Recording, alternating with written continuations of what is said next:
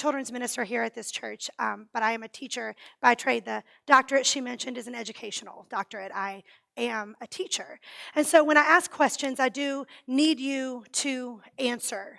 And so I'm going to start here, and I'll work my way up there in a minute. But I think it's important that we establish where we are in the timeline of history for the story, the impact of it to really make sense. So when I say a patriarch of the faith, when we're talking about like the big dogs in the Old Testament, who comes to mind?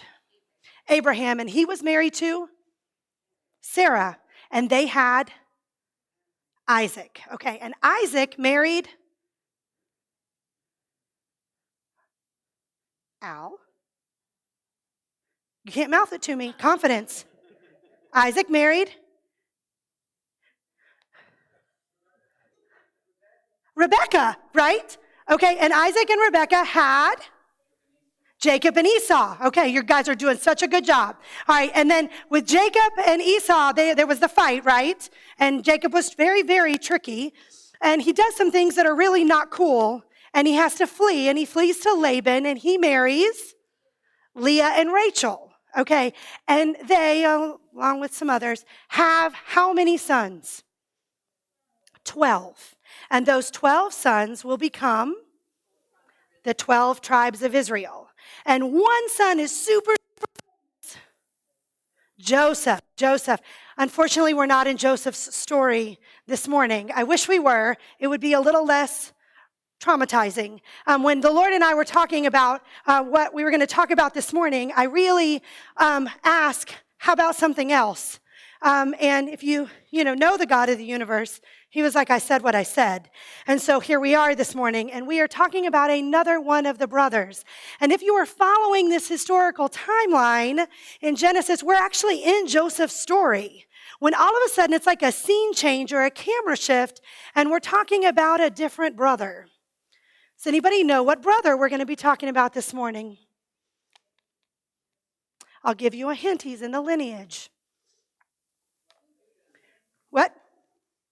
Judah. We are with Judah this morning. But I think it's important as we talk about it for you to realize who his people are. So if you're looking at Judah, his dad is Jacob. What was Jacob's name changed to? His name was changed to Israel. You didn't know it was Bible trivia this morning. Let's go, friends. Right. So his dad is Jacob, whose name was changed to Israel. His grandfather is Isaac, and his great-grandfather is Abraham. So I need you to understand the lineage of faith he's been raised in, because I think it is important for the perspective on what we see. So, as I said, if we were marching through this historical narrative, a story that tells us a historical timeline in Genesis, we would actually be pretty deep in the story of Joseph. His dad gives him something very important. He gives him a coat of many colors. Joseph also has some upset where he tells him about some dreams that demonstrates that he is a favorite. It doesn't go over well with the brothers. And there is an incident where the brothers get pretty angry and they throw him down in a well or a pit. That's right. And Judah, this is actually where he steps into our story. And so if you would join me, we're going to start in 37, but we're going to work our way through 38 this morning. But I think it's important to note the story I'm going to tell you this morning, it runs like a 20-year timeline, and it's running parallel to when Joseph's in Egypt. If you read the next chapter, it picks up with Joseph in Potiphar's house. And so we're running the same timeline as Joseph in Egypt. So if you would join me in Genesis chapter 37, I'm just going to read verses 26 and 27. Then Judah, he's our story today. Well, really Tamar, but we'll get to her in a minute. Then Judah said to his brothers, what profit is it if we kill our brother and conceal his blood? Come, let us sell him to the Ishmaelites, and let not our hand be upon him, for he is our brother, our own flesh. And his brothers listened to him. So Judah is this ringleader in selling Joseph into slavery instead of killing him. Judah comes up with the idea of, why kill him when we can sell him for profit? And from there, the story shifts. Joseph heads into Egypt, but we take this detour into following Judah's life and his choices. And I want you to kind of keep in mind, God is about to take his people away from the Canaanites. And you're going to see why. Because the longer that they're there, the more they acclimate to the Canaanites. And the less and less they look like God's people that they were called to be. So we're going to start Judah. By the way, we're not talking about Joseph this morning, but I heard such an interesting thing, and it comes up a third time. And I just thought it was interesting when I was reading and researching. Jacob, his big betrayal involved a goat, right? And then when they dipped Joseph's coat in blood, it was the blood of a goat. We're going to see the goat come back again in the story. But I thought it was so interesting to see that these terrible choices. I'm like, the poor goat. All right. Sorry. Genesis chapter 38. We're going to start in verse 1. And it happened at that time that Judah went down from his brothers and turned aside to a certain Adullamite, whose name was Hira. There Judah saw the daughter of a certain Canaanite, whose name was Shua. And he took her and went into her, and she conceived and bore a son. And he called his name And she conceived again and bore a son, and she called his name Onan. And yet again she bore a son, and she called his name Shelah. Judah was in Chezim when she bore him. All right. We already have a problem because Judah just married what? A Canaanite. We just went through the history for a reason. When Abraham needed a wife for Isaac, do you remember he sent the servant back to the well and went to great lengths to make sure that the marriage were of their own people? Also, Jacob runs to Laban, and that marriage is of his own people. But here we have Judah, and he marries a Canaanite woman, something that goes against God's desire for his people to remain set apart. The people of God's covenant shouldn't be a part of an ungodly marriage. Judah is connected to the patriarchs of the faith, and yet here he is marrying a Canaanite woman. The longer they stay, the more they assimilate, and now with her he has 3 sons, Onan, and Shelah. All right, we're going to go verses 6 and 7. And Judah took a wife for his firstborn, and her name was Tamar, or Tamar. But Judah's firstborn, was wicked in the sight of the Lord, and the Lord put him to death. So here we have the Bible telling us. I love that God doesn't go into what he did. I feel like, the confidentiality is a nod to integrity. He just said he was wicked, and because of his wickedness, God took his life. And the Bible doesn't tell us what he did, just that his evil was enough that God struck him down. And Tamar is left in a very precarious position because she is left without a child, something that in that culture is devastating. There was a custom, a long-standing practice that we see outlined later in Deuteronomy, but at this point it's just custom, it's what was expected, that the next brother, in this case his name was Onan, was supposed to marry her and produce an heir on his brother's behalf. All right, so read with me verses 8 and 10. Then Judah said to Onan, go into your brother's wife and perform the duty of brother-in-law to her and raise her up offspring for your brother. But Onan knew that the offspring would not be his, so whenever he went into his brother's wife, he would waste the semen on the ground, so as not to give the offspring to his brother. Onan refuses to fulfill his responsibility. He's willing to go in to Tamar, but intentionally prevents her from having a child. This child wouldn't be considered his, but would be considered the child of his dead brother. It would be someone who would receive inheritance. It wouldn't benefit him, but the practice would honor him. And it would also make sure that Tamar has children to take care of her and support her in her old age. Without a son, Tamar would likely live the rest of her life in destitute poverty. His actions are selfish and dishonorable, and God takes his life as well. So how many sons does Judah have left? We understand his concern. What I think is so interesting is there's not a lot of introspection we see of, I wonder if there's something on my end that could be done with the integrity of my sons. If there's something that, anyway, neither here nor there. Okay, so So in verse 10, we're going to read 10 and 11. And what he did was wicked in the sight of the Lord, and he put him to death also. Then Judah said to Tamar, his daughter-in-law, remain a widow in your father's house till Shelah my son grows up, for he feared that he would die. And like his brothers. So Tamar went and remained in her father's house. But Judah never intends to let Tamar marry Shelah. In sending her back to her father's house, he really is abdicating himself of responsibility. He blames her for the death of his son instead of recognizing his son's own wickedness. But Tamar obeys. She returns to her father's house even though this is not her fault.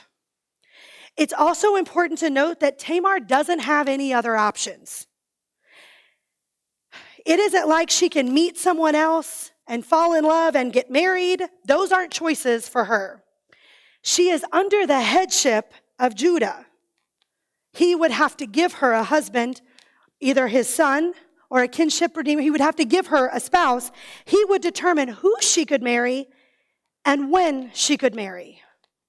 So now she is back in her father's house without hope and without options. Join me in verse 12. We're going to go 12 through 14. In the course of time, the wife of Judah, Shua's daughter, died. And when Judah was comforted, he went up to Timnah to his sheep shearers, he and his friend Hira the Adullamite. And when Tamar was told, your father-in-law is going to Timnah to shear his sheep, she took off her widow's garments, covered herself with a veil, wrapping herself up, and sat at the entrance to Anaim, which is on the road to Timnah. For she saw that Shelah was grown up, and she had not been given to him in marriage. Tamar disguises herself, and she waits for Judah. She confronts him without him ever realizing that it was her. One thing I think is so interesting is how she knew his character, because she knew what he would do when he saw her. So let's read verses 15, and we're going to go all the way through 24. This is tough, so we're just going to take it at one go. All right, we're in 15. When Judah saw her, he thought that she was a prostitute, for she had covered her face. He turned to her at the roadside and said, come, let me come in to you.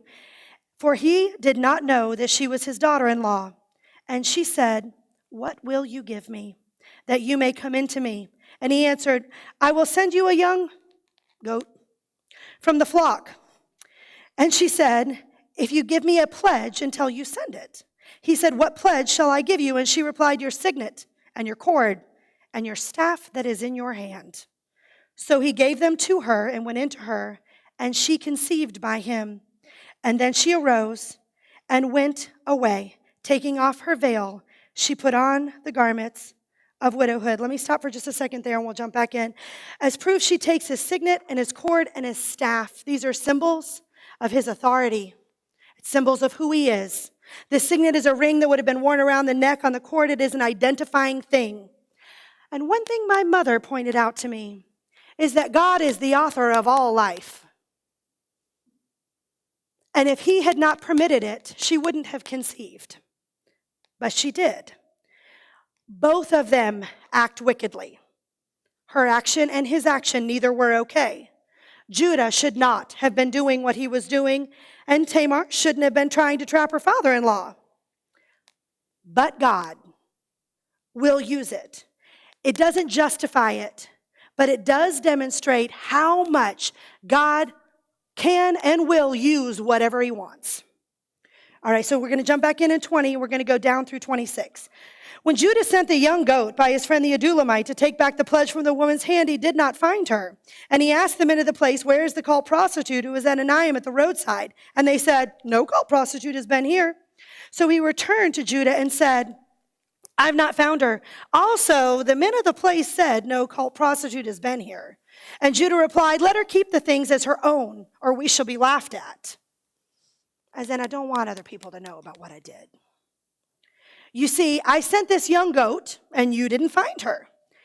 About 3 months later, Judah was told, Tamar, your daughter-in-law, has been immoral. Same dude, same. Moreover, she is pregnant by immorality. And Judah said, bring her out and let her be burned. As she was being brought out, she sent word to her father-in-law, by the man to whom these belong, I am pregnant. And she said, please identify who these are, the signet and the cord and the staff. I want you to see, though, faced with his sin, Judah does the right thing. He owns it. Then Judah identified them and said, she is more righteous than I, since I did not give her to my son Shelah, and he did not know her again. Tamar reveals the truth, and she exposes Judah's hypocrisy. At first, he is all on the condemn her train. In fact, what he thought was an appropriate consequence is what? Burn her. And Tamar acts shrewdly. I love the question. Can you help me determine to whom these belong? This is the father. Okay, but this is a turning point for Judah. He acknowledges his wrongdoing. All right, so we're going to finish right here in verses 27 through 30 because I need you to know what happens in the story. When the time of her labor came, there were twins in her womb. And when she was in labor, one put out a hand. Those of us who have been in labor, we feel so sorry for Tamar in this section, right? And the midwife took it and tied a scarlet thread on his hand, saying, this one came out first. But as he drew back his hand, behold, the brother came out and said, what a breach you have made for yourself. Therefore, his name was called Perez. And afterward, his brother came out with a scarlet thread on his hand, and his name was Zerah. Firstborn is an honored position. When we look to the genealogy where we're headed in just a minute, we see Perez, the firstborn, listed in the genealogy of Christ. This is actually the last we hear of Tamar's story, is in her giving birth. Now, we do know later, we see the sons listed and Judah listed. We know they end up being taken out of Canaan and into Egypt. Do you remember why? Why did they need to go to Egypt? They needed food because there was a famine. Meanwhile, during these 20 years, you all know what's happening with Joseph there. But they end up in Egypt. And so, but we don't get to walk out the rest of her life. We don't get to see Tamar raise her children because it's not a book about Tamar. It's a book about God. It's a book about God. And so we don't get to know the rest of her story, but we do see her name again. And if you would go with me to Matthew chapter 1.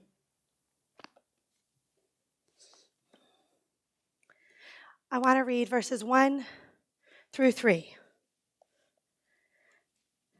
The book of the genealogy of Jesus Christ, the son of David, the son of Abraham. Abraham was the father of Isaac, and Isaac the father of Jacob, and Jacob the father of Judah and his brothers. And Judah, the father of Perez and Zerah by Tamar. And Perez, the father of Hezron, and Hezron, the father of Ram. You all name to me the wives of these patriarchs.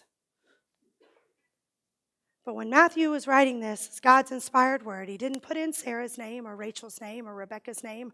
And actually, Judah's mother is Leah. But he did put in Tamar's. Despite her choices, despite the fact that she is a Canaanite, the name of this fallen, desperate woman, do you see her? After the Old Testament closes and there's 400 years of silence, Jesus steps into this fallen world and he changes everything. Up until this point, women did not appear in genealogies. It never happened. Women were not considered worthy of being recorded. Only men. Women were considered property of their fathers and eventually property of their husbands. And women were not included. To the Jewish people, genealogies mattered. It is why Matthew opens with it, because they knew that the Messiah would be in the line of David and Abraham. They knew. And so establishing that to understand who Jesus is of the utmost importance. They used genealogies to determine land ownership. They determined who could be the priest. They had to prove their lineage back to Aaron, as in like Aaron and Moses, in order to be a priest, in order to all the things. Even for a priest to marry, his wife had to prove her genealogy at least 5 generations back. But Jesus, right from the start, at the very beginning, his lineage flings open the door of who he is and who he came for. Jesus, friend of sinners. The genealogy mattered. The people knew that the Messiah would be the son of Abraham, the son of David, and the genealogy mattered to them, but we matter to him. In the opening of his story, ladies, we hold space. He sees our fierce faith and our faithful obedience. He sees how boldly we serve and how deeply we love and how selflessly we give and how passionately we teach. He sees us. And we are a part of his story, and we are worth being named. My favorite thing about the life of Tamar is that even with no voice, no agency, no honor, her life goes down as pointing to the only one who ever truly mattered. Her life points to our Messiah, the Savior of the world, and her name is written at the beginning of the greatest story ever told. May our lives, may our names go down as pointing to the only one who really matters. Would you pray with me? Heavenly Father, we thank you that you see us, that you call us, that you use us despite our failures and our shortcomings. May our lives point to you, the only one who truly matters. In Jesus' name, amen.